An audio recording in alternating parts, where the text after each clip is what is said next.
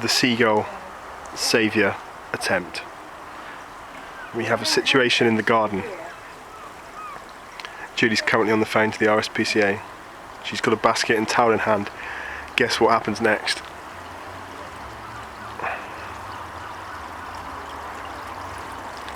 This is a crisis. What are your views on this, Miss Barwick? I don't really have any strong views. It's not very nice seeing that seagull in there. Right. He's perked up his head. He's scared. He's taking a good look around. I don't think he's quite sure what's going on. The Seagull saver has disappeared, done a runner. Okay. Well, if someone could get out as soon as possible. TQ27DL, Tom. TQ27DL. Some pretty big fish in there. Yeah.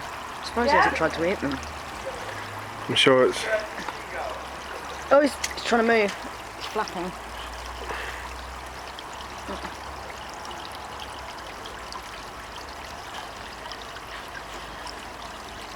You go up Shippy Lane if you're coming off Newton Road.